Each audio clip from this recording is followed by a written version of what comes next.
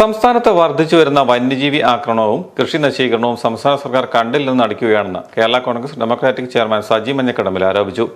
മനുഷ്യർ വന്യജീവി ആക്രമണത്തിൽ മരിക്കാതിരിക്കാൻ സത്വര നടപടി സ്വീകരിക്കണമെന്നും വന്യമൃഗങ്ങൾ നശിപ്പിക്കുന്ന കാർഷിക വിളകൾക്ക് സംസ്ഥാന സർക്കാർ നഷ്ടം നൽകാൻ തയ്യാറാകണമെന്നും അദ്ദേഹം ആവശ്യപ്പെട്ടു. കേരള കോൺഗ്രസ് ഡെമോക്രാറ്റിക് ഏകദിന സംസ്ഥാന പ്രതിനിധി സമ്മേളനം കോട്ടയത്ത് പാർട്ടി സംസ്ഥാന കമ്മിറ്റി ഓഫീസിൽ ഉദ്ഘാടനം ചെയ്ത് സംസാരിക്കുകയായിരുന്നു അദ്ദേഹം. Kerala Congress working chairman doctor Dinesh Karda അധ്യക്ഷനായിരുന്നു. സംഘടനാ ചുമതലയുള്ള സംസ്ഥാന vice chairman professor Balu G Vallikkara മുഖ്യപ്രഭാഷണം നടത്തി.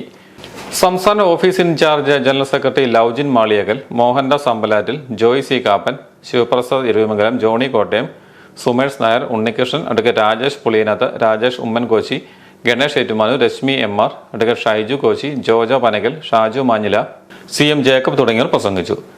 മാർച്ച് മാസത്തിൽ ജില്ലാ കൺവെൻഷനുകളും മെയ് 31 സംസ്ഥാന സമ്മേളനവും കോട്ടയത്ത് നടത്താനും യോഗം തീരുമാനിച്ചു.